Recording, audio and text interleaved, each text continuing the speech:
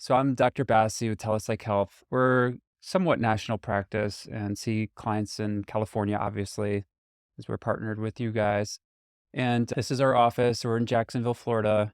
I'm a addiction psychiatrist, but see a lot of general clients too. I keep busy on the side, so this is my background. And I have a podcast. It's really fun. It's like my adult version of video gaming. And then telling Spencer about this, I have a course on anxiety that I just kind of have all my tools and tips and tricks and stuff in a format for anxiety, and then starting your own private practice course. And these are our handles if you ever want to check us out. I have some mental health education for the practice, and then my personal handle is for private practice education. Nothing really to disclose other than I'm full owner of the practice. Also, I'm on the medical advisory board for our EHR system called Charm Health. I also write blogs for them too. No other conflict of interest about anything that I want to be talking about. So we're going to go over basically a topic that I don't think is given very often about how to introduce medications before they come to a psychiatrist. So it's probably one where you're like, why would we talk about this? Because it really does have an impact about on how they get to us, how quickly they get to us, and what kind of mood or what kind of questions they have, or what kind of thoughts and beliefs about medications. And that ties into the placebo effect, and we'll talk about the placebo effect and why it's important because it's so strong in psychiatry. Then I wanted to just give basically my spiel on medications and what I think therapists should know about medications, and we can just have a conversation. Feel free to interrupt, chime in. I have a couple prompts for the chat box if you're more of a chat typer rather than a verbal interrupter. So feel free. I have a couple prompts throughout the slides, and I'll be checking the chat box and just commenting on what people say in the chat box. Then going over common side effects, uncommon side effects. Obviously, our clients are very sensitive to wording, phrasing, information they get from their clinicians. And if we're all on the same page, I think it really helps, goes a long way for people to feel more reassured and at ease. Because if you're hearing one thing from one person and hearing another thing from another person, you're like, what is going on? Somebody's lying to me. Somebody's telling me things that are not true. And it just puts them on high alert. So that's another reason for this presentation. Oh, whoops. Myth and misperceptions. And you can tell me any sort of things you want me to clarify, and I'll happy to give you the answer if I know it, and talk about a typical patient response from what other people have told me about them. Should you give medication advice? And then briefly talk about psychedelics. So the formal objectives were to demonstrate competence in introducing benefits of a psychiatric consultation, and then describing common and uncommon side effects of psychotropic medications, demonstrate competence in encouraging clients to discuss side effects with their prescriber. When do you talk about a medication option to a patient? When is the right time? I would say, first and foremost, when they bring it up, if they're interested, because that's really important. If they're interested in it, then you should talk about that and help get them to us to talk about it more. When you basically see that they're doing all the right things, they're journaling, they're doing mindfulness, they're coming to all your sessions, and they're really not getting any better, like what's going on here? Maybe there's really some sort of physiologic reaction that they have during an anxiety episode, or they're just not able to break out of this very severe depression that they're in, and they're functionally impaired, and they're not getting to school, not working, doing work well. Their social relationships are being affected. And in my mind, the risks of untreated depression, the illness continuing to go on are outweighed by any sort of potential risks from being on a medication. So, I think of them as kind of a option of last resort. I don't want anybody to be on medications. And that philosophy, I think I have really kind of adapted for my patients, because if I have a philosophy that matches theirs, of not wanting to be on medications, of wellness, of trying to go an all natural route, then I think they inherently have a little bit more trust in me that we are seeing the medications as aligned, rather than a doctor who just wants to get them prescribed and get them out of the door and, not have to worry about it anymore. So, and then also recurrent, more than 3 episodes of depression, because statistically we know that after 3 episodes, their chance of having a 4th episode or more is very high, over 95%, I believe. So it after 1 episode, I don't know if it's maybe 50 to 60%, 2 episodes, 70 to 80%, 3 episodes, and you're above the 95 percentile for percent chance of having another episode. Or if you have strong family history of depression and or suicide, I would say that's another time to consider medication options. What is my approach? So, and you probably have heard from feedback that maybe you've gotten from patients who have worked with me and or come back to see you, but I would describe my approach as a gentle curiosity of understanding their values and let them lead in terms of the treatment plan, figuring out what medications to go on. One of my pet peeves is Dr. Bassi has me on, that kind of phrase. Dr. Bassi put me on. I'm like, no, no, no, no, no. We could take that off if you want. I don't have to put you on anything. We decided about this medication. So rephrase that. We talked about a med and you consented to taking the medication after a conversation about the medication. So I really do think of a patient coming to me as wanting to be on the medication. We talk about the risk benefit of being on it versus not being on it. And then they decide, they assert their autonomy in the doctor-patient relationship by deciding that they want to be on a medication, knowing and being well informed of all the risks and benefits. I don't have any sort of requirement that I need to prescribe. There's no insurance company that's like, did you prescribe or not prescribe? It doesn't work like that.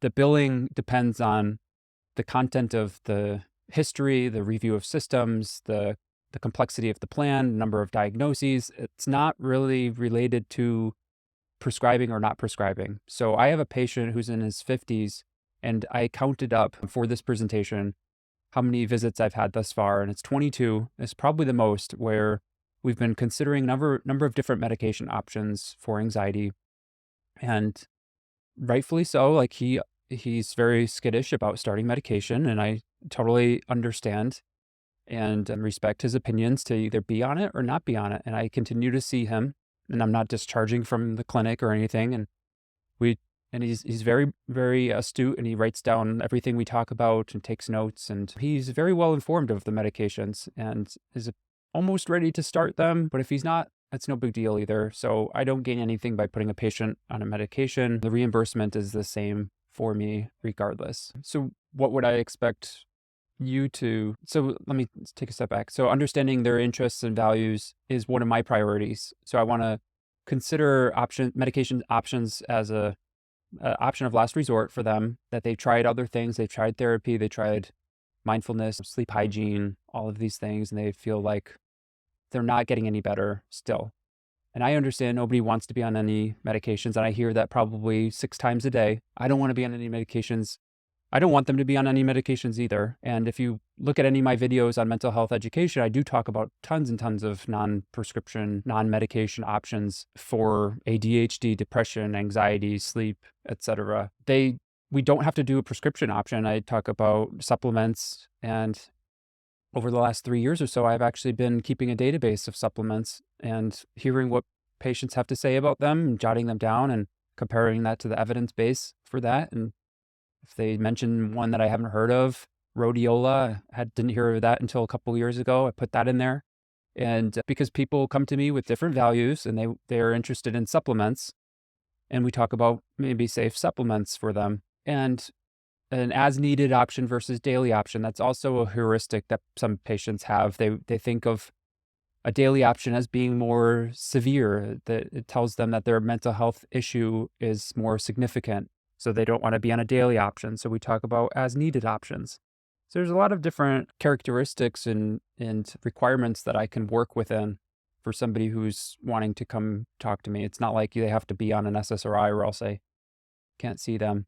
So my recommendations and how I typically start off is asking open-ended questions to start off with and understand what they know about medications. What have you heard about antidepressants and medication options? What do you think about them? Just starting off really slow and trying to get a sense of whether or not they've heard of any friends or family being overly medicated, quote unquote, on medications, to start to address their cognitive biases towards or against medications. Do you know of anybody taking them? That can really go a long way in helping them help put them at ease or talk about any sort of previous stories that they've heard of with the medications. So as I'm going over this slide, a prompt to the audience is to chat or put in the chat box any fears that you've heard of clients starting medications, and I will talk about the ones that I've heard of, which is this long list here. So lots of fears. They feel that they've hit a new low in needing medication. So they're like, I am somebody who needs a psych med,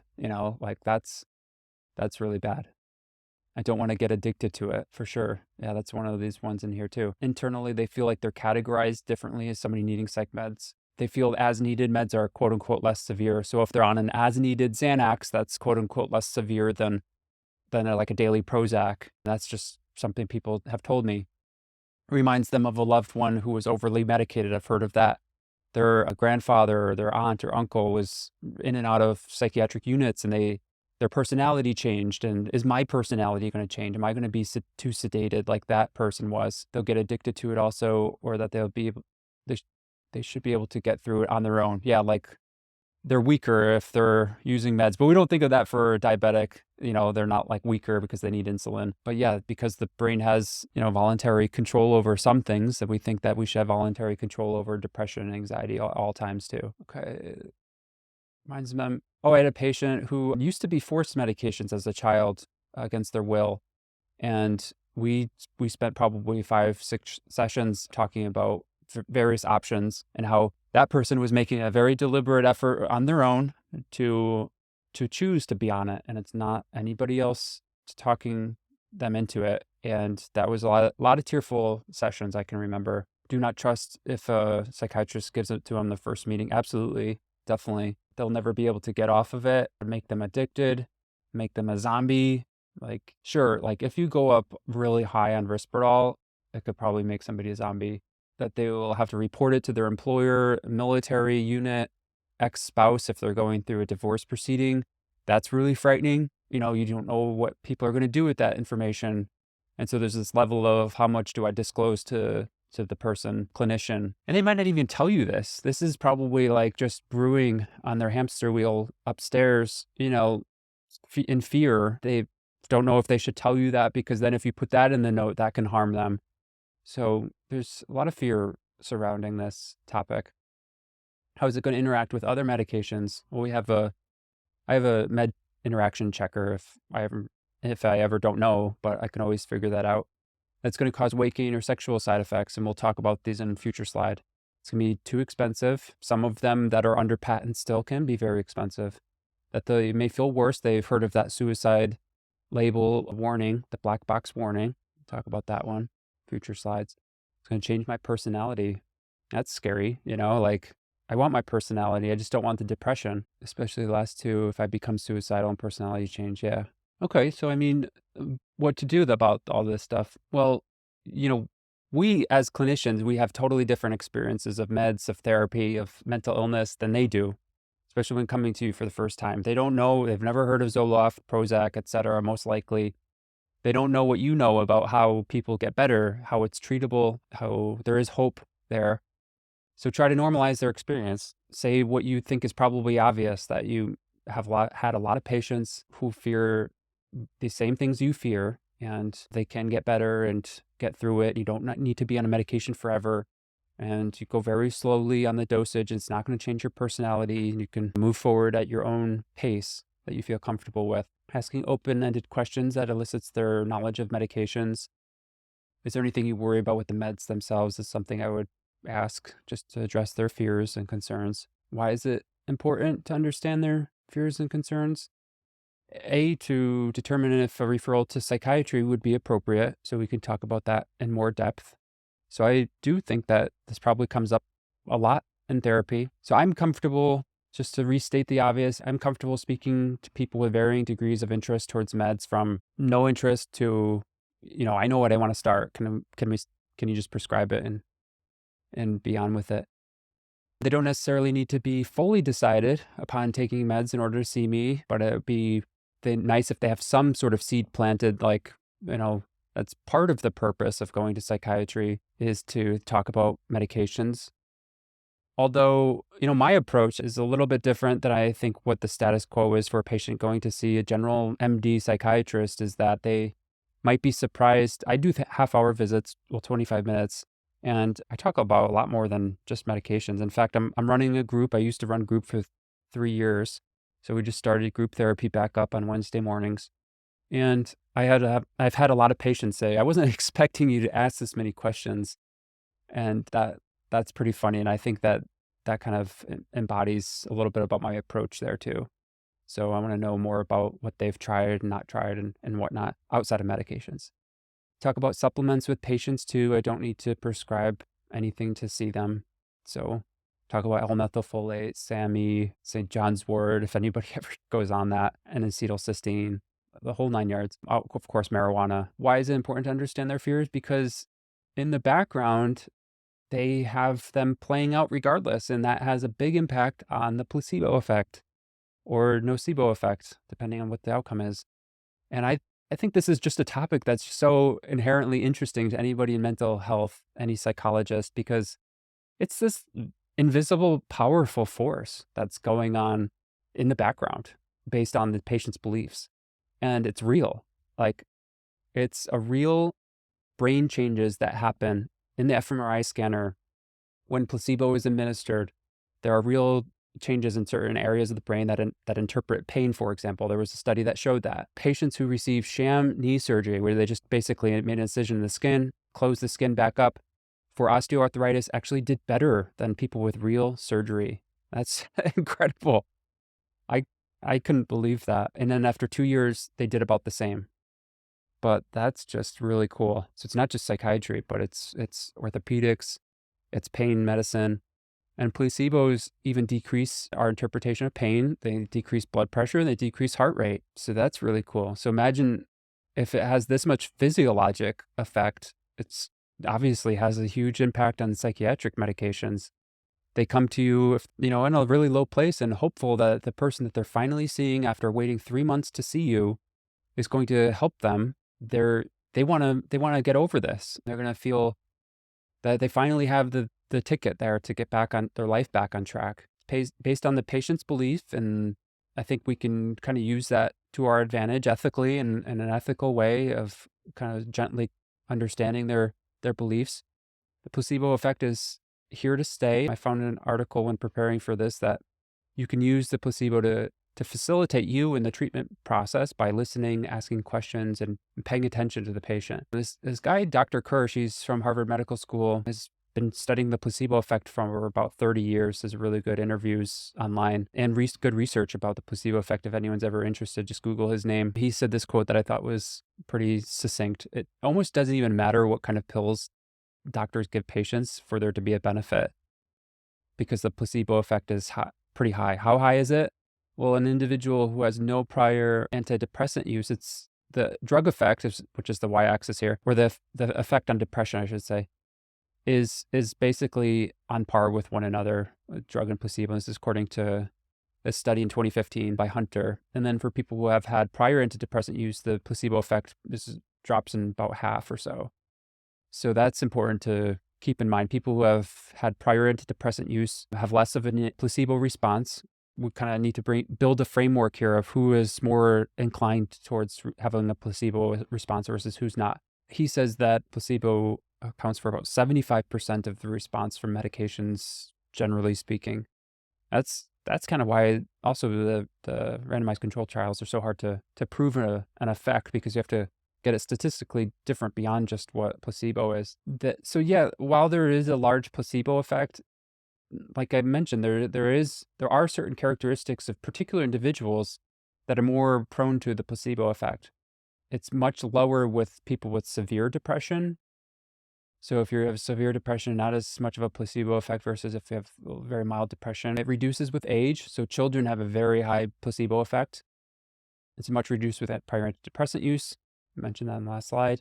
And then individuals with certain factors such as optimism, suggestibility, empathy, and neuroticism have been linked to placebo effects, while pessimism, anxiety, and catastrophizing have been linked to nocebo effects. The relapse rate is actually higher after people receiving placebo. So the meds do something, like they're helping with the relapse rates. So the placebo effect, I think, generally short-lived. It can also generate side effects known as the nocebo effect, and I think all of you know about what that is.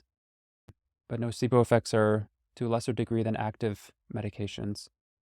So in closing out the placebo effect topic, I mean, you need to, I would say, balance realistic expectations with a grounded sense of hopefulness. So if you raise their expectations too high, I think you're putting them in a place where a disappointment can follow.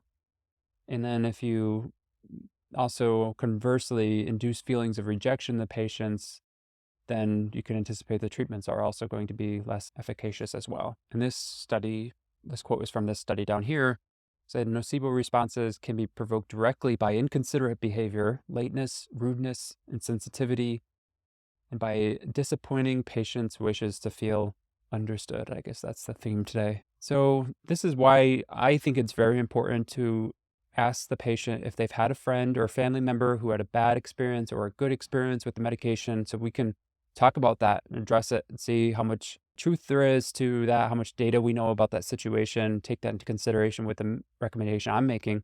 Emphasize the importance of letting the patient determine their treatment plan within reason, and if the patient's a blank slate about medications with no prior beliefs, I would say like using the word meds is like kind of a gross overgeneralization, because they're just so different. Medications and psychiatric medication, it's like saying therapy. Like, I did therapy. Like, that's also kind of a pet peeve of mine, because I'm like, what therapy? With who? Like, what was the dynamic like? How often did you go? What kind of other place were you in?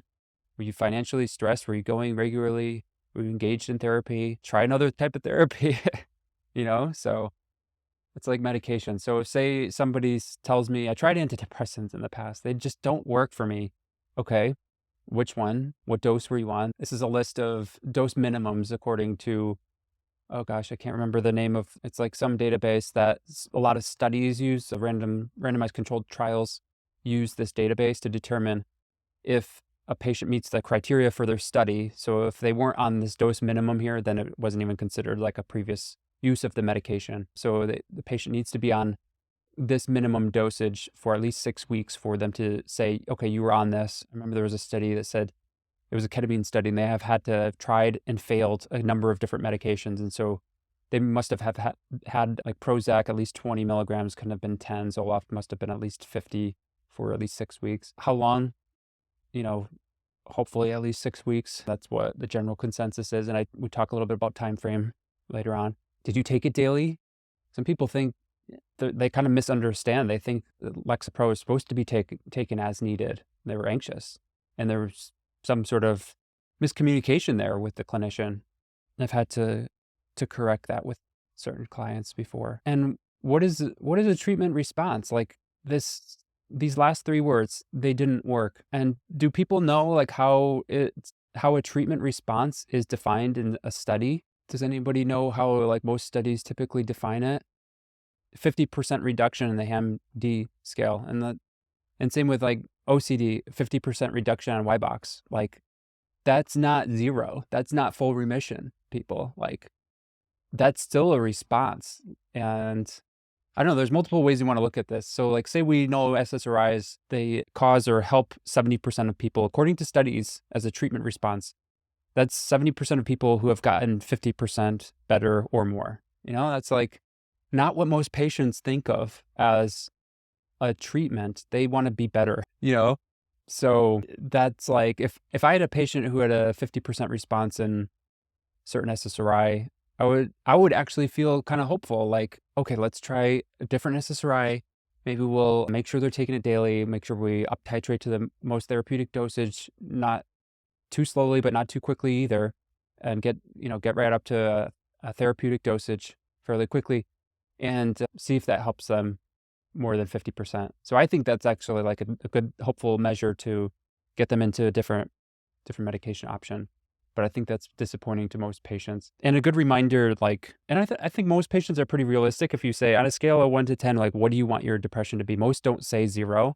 They're like, I just want to like get up in the morning and not feel like I want to stay in bed all day. Or, I mean, they have like pretty realistic goals at first, at least, they want to get back to work. They want to enjoy their time with their family and get out of the house and things like that. And so that's good. If we're just getting down from a 6 to 4, 6 to 3, I think that's like a good way of describing how medications work. And for those characteristics, like the individuals who are a little bit high strung, I would say, like if they're expecting a 0% anxiety level score after 6 weeks, we have to talk about what is anxiety. Like not all nervousness is an anxiety disorder. Like we need to work on coping strategies for those milder cases of anxiety. So it's a good segue into like another conversation, I think, with patients. This is a little slide about how all medications are different. And this is a study from 2020 in The Lancet comparing the efficacy of various antidepressants and psychotherapies. And I know that the font is small, but you can see in here there's various psychotherapies in here. And like this is for children, and that's why these error bars are so wide. So on the right favors placebo, on the left favors the intervention itself. And there's like only 2 that don't cross 0, and that's fluoxetine plus CBT and fluoxetine, which is pretty wild. Oh, and down here, waiting list and nortriptyline. So don't try those 2. But yeah, the really wide error bars for children because of that placebo effect. And then if you look for adults, this is flipped a little bit. So placebo is on the left now and active drug on the right. This is also from The Lancet a couple years prior, looking at 21 different antidepressants for MDD, systematic review. We don't use agomelatine, but Prozac is up here. I've seen studies, and I have next slides that kind of maybe would dispute that this is the most efficacious drug. Lexapro, nifazodone, citalopram, amitriptyline, and then kind of going down to placebo. So they're not like all the same, when people use the word meds, I was tried on meds. Okay, which meds? What are we talking about here? What was that efficacy like for that medication for treating MDD, schizophrenia, schizoaffective disorder? I like this table because it helps me explain in like data format why I prefer Lexapro and Zoloft so much. So this is efficacy on the bottom. So towards the right is good, meaning high efficacy. And then this is acceptability measured by the discontinuation rate of medications and studies. So acceptability would be good if it's really high. So this is the quadrant we want to look at here of highly acceptable and high efficacious. So citalopram and sertraline are really good combinations up there. And then bupropion, citalopram, this was normalized to fluoxetine as a 1-in-1. Duloxetine or Cymbalta, really not that great effectiveness or acceptability, and same with Luvox. So, and then mirtazapine, venlafaxine. So meds I like to avoid. This is just my general, this is not evidence-based. Maybe it is based on the last slide. So meds I generally avoid are Effexor.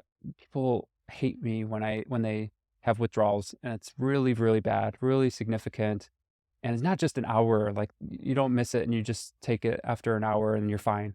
Like that can carry into the next day and you feel pretty lousy. So, and that's not everybody, but most people, Effexor is like really well known.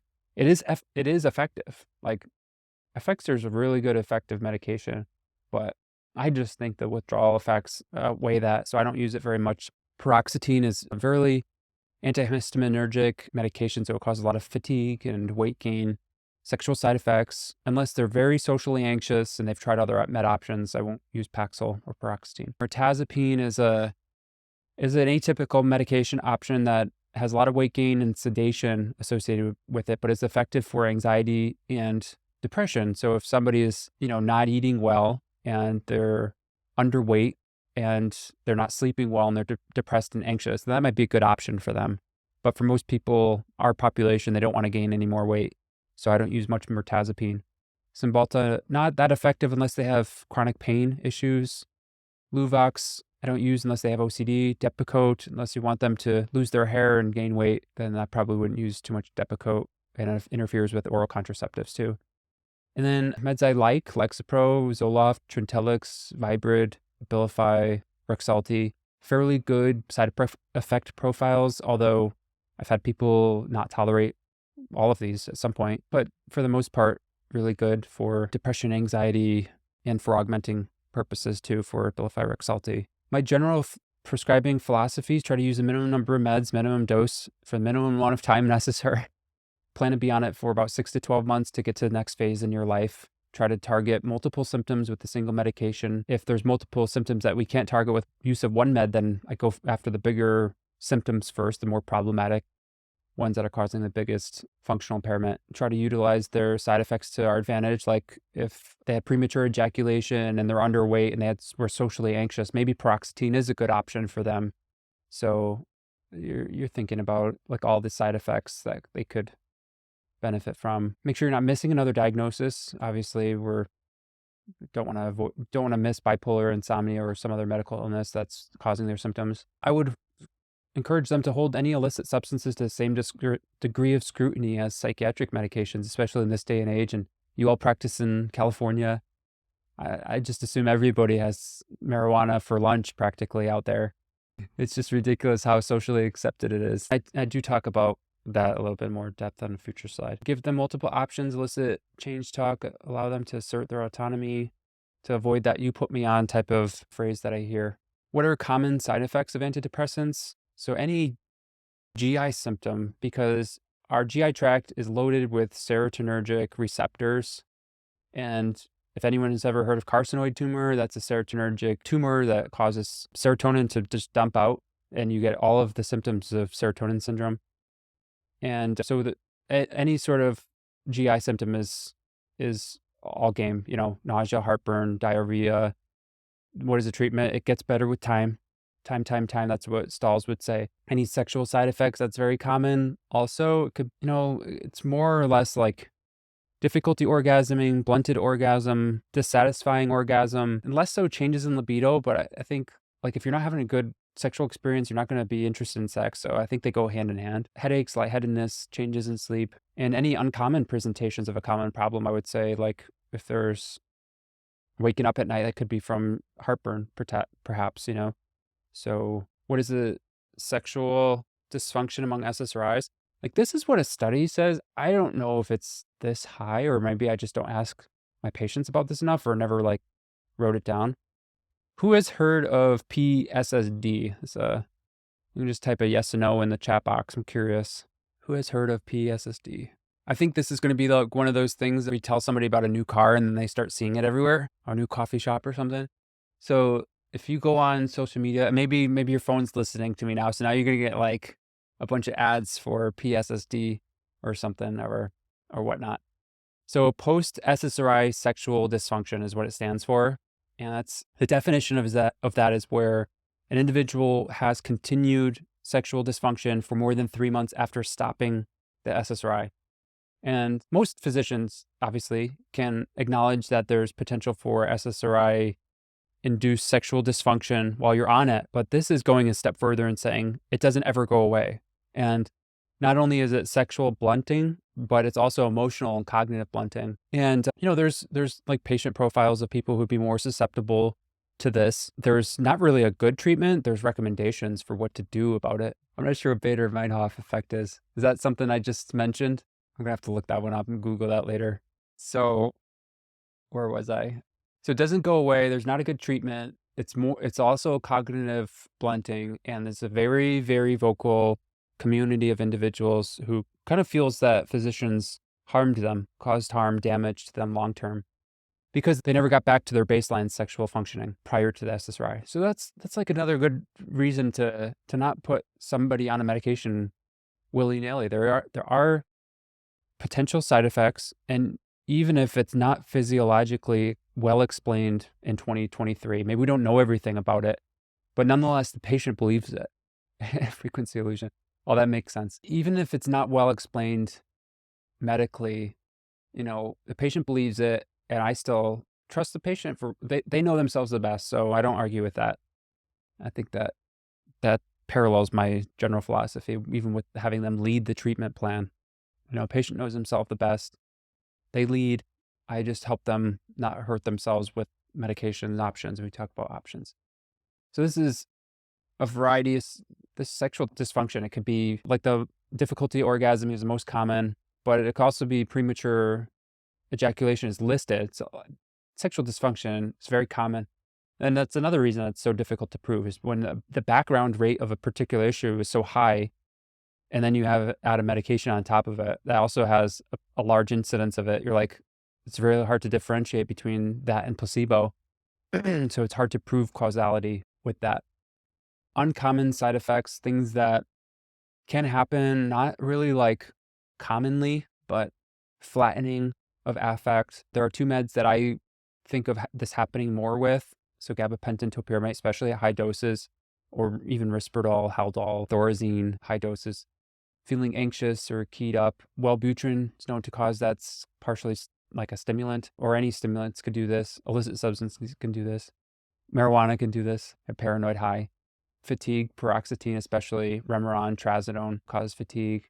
Long-term sexual side effects, more likely paroxetine for PSSD. Sweating, like studies say 20%, but I really anecdotally don't have that experience. 20% are not telling me.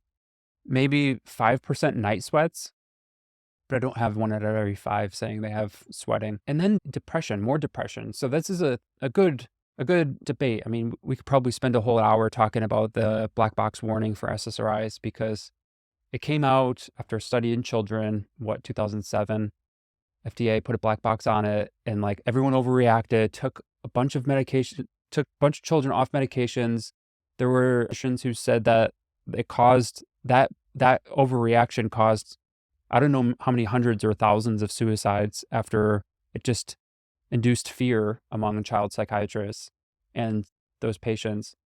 And then there were a number of studies that disproved that, but nonetheless, the black box warning continued. And I guess the rationale behind that is that it encourages communication and conversation between the clinician and patient about this potential issue, because there was a quote that I saw, say you have a patient who is depressed, the SSRI medication gives them a little bit more energy. Then you have an energized patient with depression. And that's how they're like so prone to suicide at that point.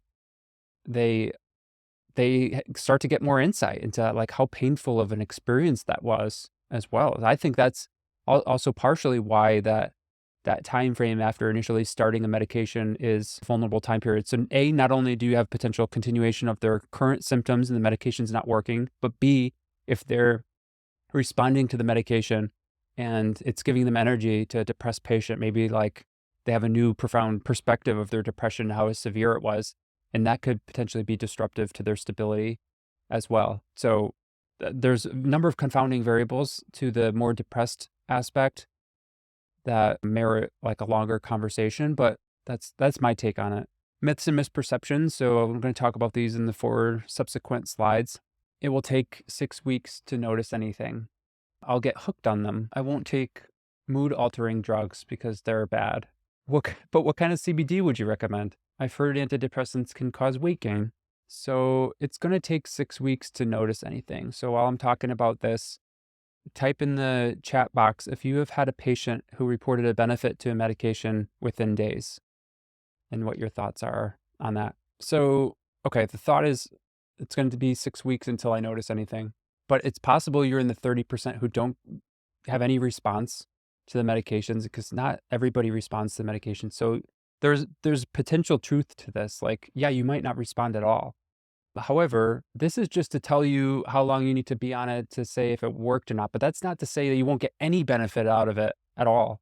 70% of people should be starting to see some sort of response. But there are a small subset of people who do respond, but are called quote unquote late responders, and they respond after 4 weeks. And so the reason for telling people to be on it for more than 6 weeks is to not prematurely take them off of something that could have helped a late responder to the medication, but we just didn't know if they were like going to respond later on.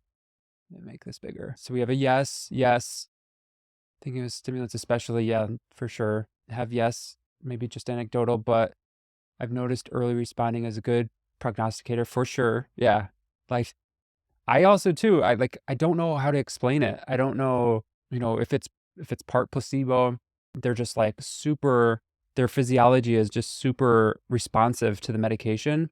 But it's happened so many times that I think that there is real biologic reason for that too. So, I even tell people that, like, I think that is hope inducing, like telling people, hey, yeah, we all have had experiences where patients responded in just a couple of days. Like, just give it a try, like, see how you do. You might be somebody who has that response, and I've had people who have been on maybe 10, 12 medications, but they remember, like, this one particular experience with one medication. They're like, "Yeah, I knew right away this was the thing for me. It was like light just shone down from above, and I just feel, like, totally different with this medication." Don't stop it after a couple weeks, if not complete. Yep, I mentioned that. We want to treat to full remission of symptoms. That's another reason we try to tell people to be on it for a longer period of time, because we don't wanna take it off prematurely and have there be a recurrence of symptoms.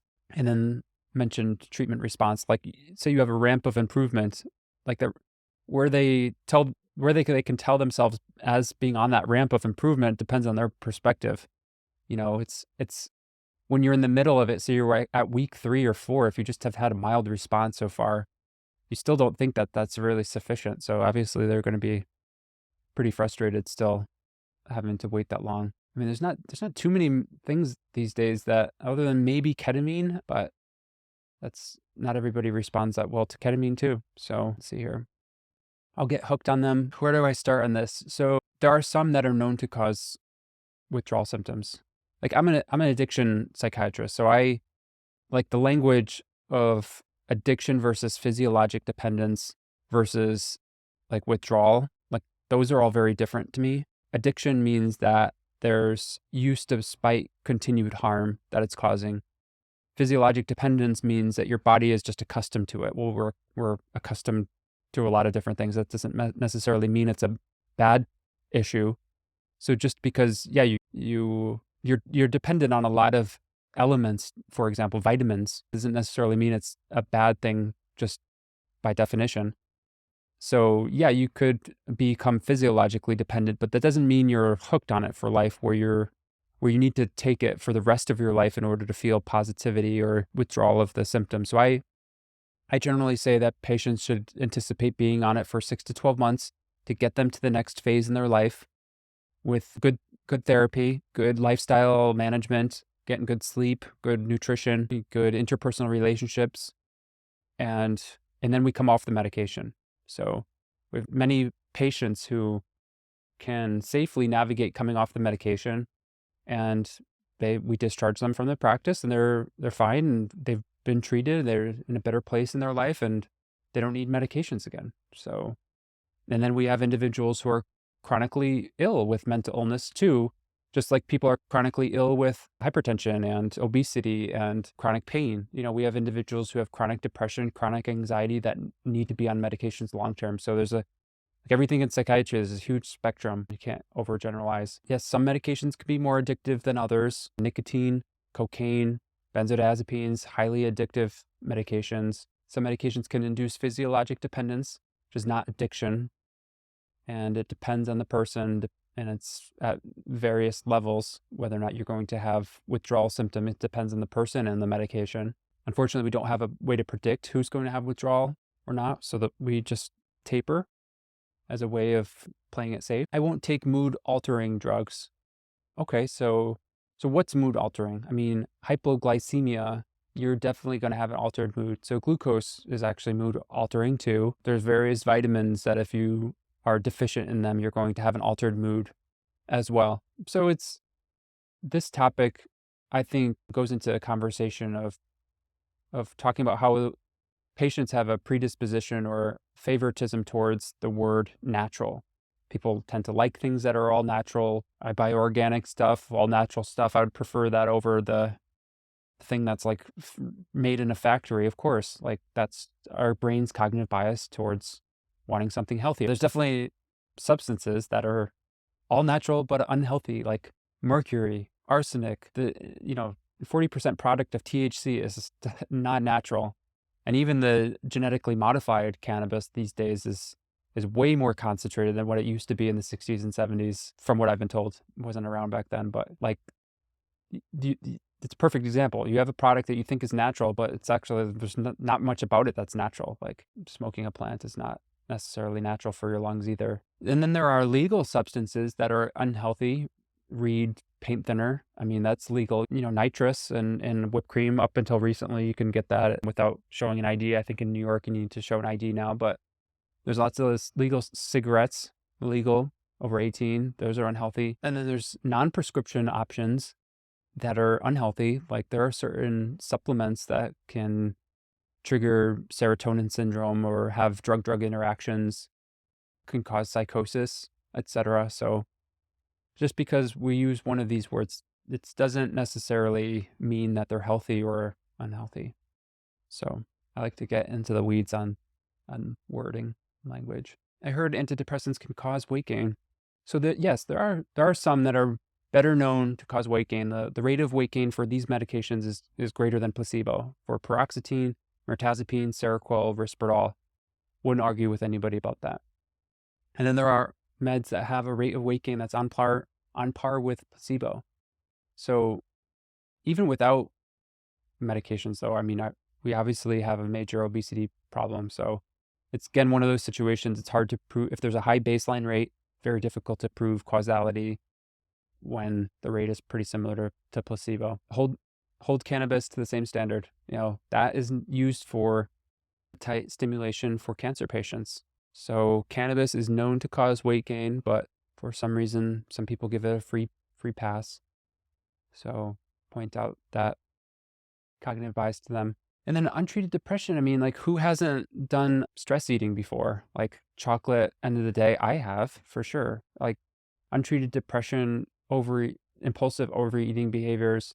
Some people, their appetite goes down. Like, I wish I was like that, but no, not here. They have impulsive overeating behaviors, and I think they're at a predisposition for weight gain. People are depressed because you're not as active. You don't want to be as active. You're not motivated. Probably not sleeping well, so you're tired, you're fatigued, so therefore you're again not as active. Like toddler part of your brain is wanting to self-soothe. You're wanting to eat, get some sort of dopamine bump from eating. So that's just my my depression picture. So I feel like there's potential for weight gain even without being on an antidepressant. Statistically, from this study from 2000, kind of a long time ago, but mean rate of weight gain. If you look at a study on package insert, what was the rate of weight gain for placebo? I think it is a few pounds. This one should be read 4.0 with mirtazapine. That's known to be fairly high. The other ones, I feel like they're pretty on par with placebo. Fluoxetine, in fact, showed negative 2.2 in Wellbutrin. I always think of Wellbutrin as like fairly appetite suppressing, but even fluoxetine was not far behind that. Then the other myth, it's safer to take a all-natural supplement. Yeah, I mean, I think that's a general safe statement. To take a all-natural supplement is safer than prescription. There's a lot of issues with that, though. It's probably costly. There's a lot of money to be made in the supplement industry. There's a lot of reselling. It's like multi-level marketing practically. There's a lot of reselling, relabeling, marketing ploys. You don't know where you're getting. They're banking on the placebo effect, essentially.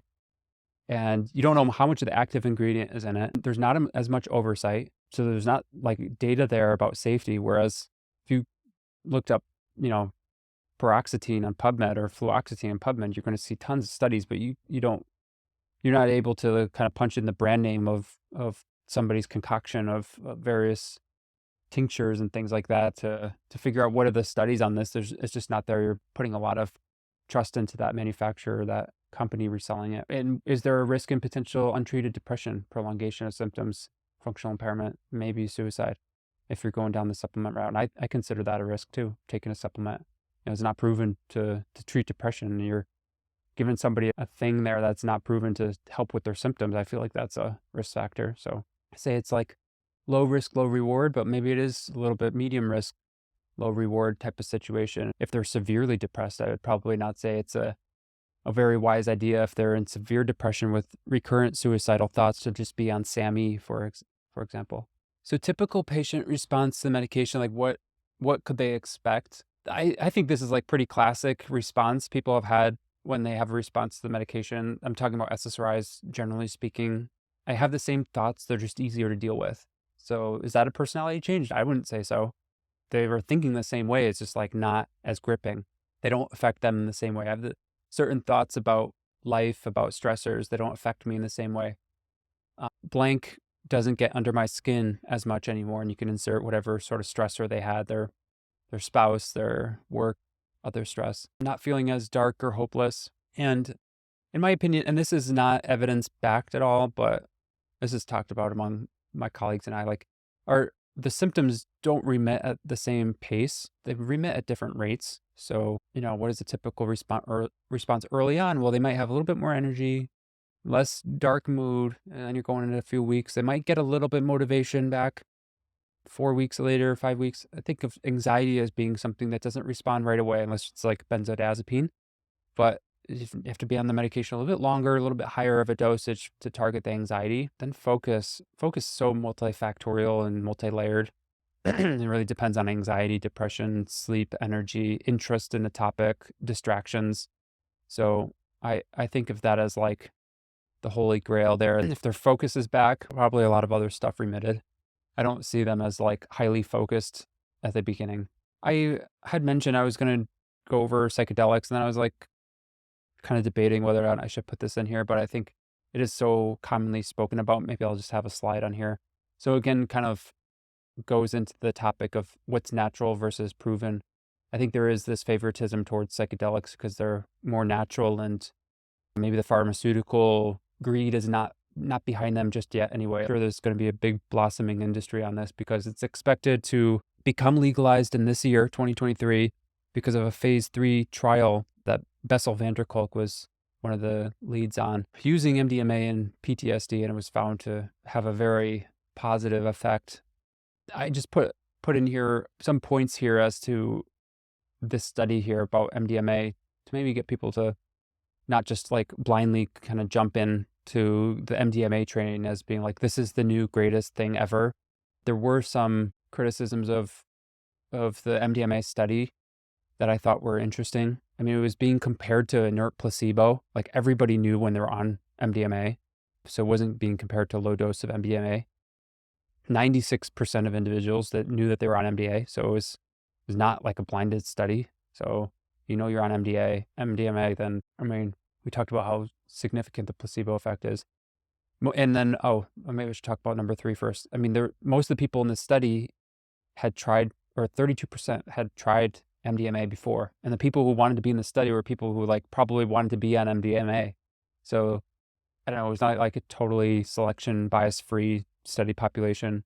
People who had bad experiences with MDMA are not going to enroll in the study if they knew that you could potentially have that experience again. Therapists were not blinded to the study, and you can imagine probably not providing the same type of therapy. I just popped in a few slides here about my like general algorithm of the treatment and the spectrum of treatment options available, and it ranges quite a bit. And I think of prescription of medications as just like one component, ranging from less intense to more intense, self-help techniques, nutrients and supplements, coaching, therapy, retreats, prescription meds, procedures, intensive outpatient, partial hospitalization, admission, inpatient. So lots of different options out there. So I try to meet patients where they're at in terms of what they're interested in. And I've recommended Lightbox to a lot of people. There's a lot of support for that. There's tons and tons of data for exercise. I have a blog article on all of the data there for exercise.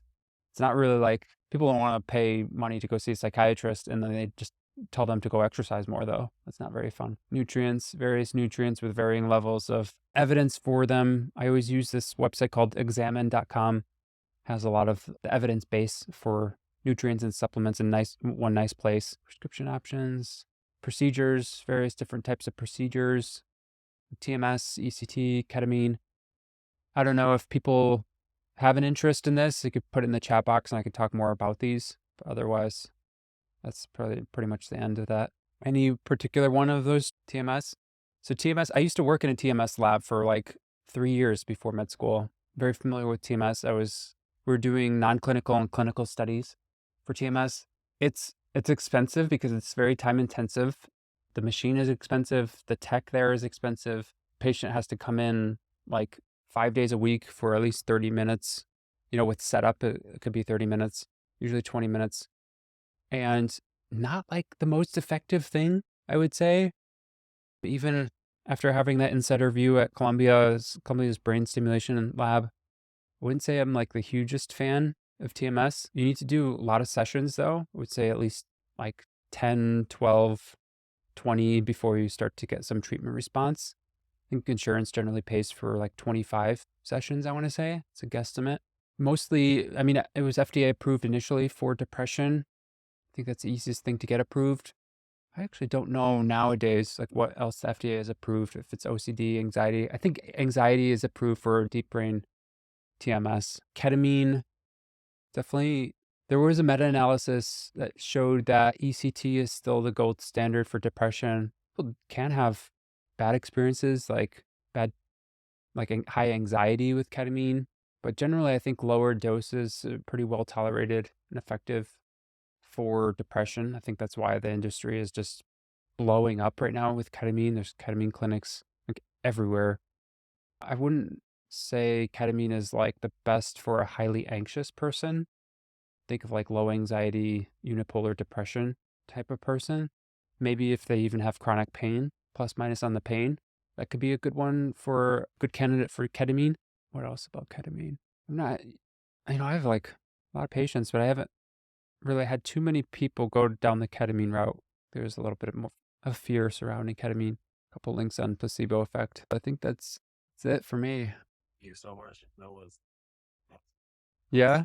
Was that helpful to people? helpful. Really? Okay. That's good to know. I don't know what you know, so I've just put random factoids I thought out there.